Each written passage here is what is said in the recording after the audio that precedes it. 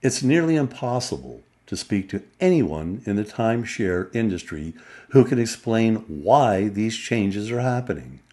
You can only monitor timeshare availability on the exchange company's listings and then make educated guesses.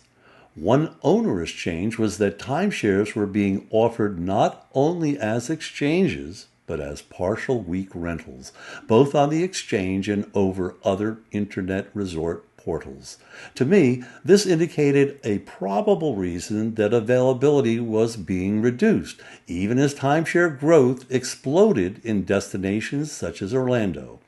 And there might also be an economic incentive. Whether any unit is exchanged or not, as an owner, you still pay the maintenance fee. So an unused unit means reduced costs in labor and wear and tear to that unit, or if it's being rented, especially if at a higher rate. Here are some other factors that chip away at the economic benefits of timeshares.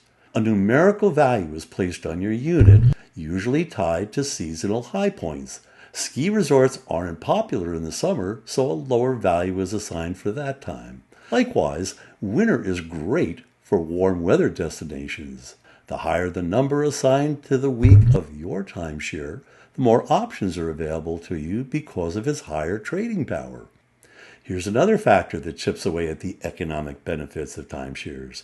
In recent years, and this is the most maddening, is the tacking on of resort fees. Are you kidding?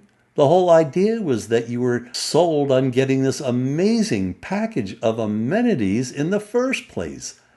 Now they want you to pay extra for this, some at $25 or more every day you stay. For me, this was the final straw. The resort fee was something I refused to pay, and that eliminated at least 50% of places I would have booked. And in the final chapter, you'll find out what my plan of action was to rid myself of the unfair burden of owning a timeshare.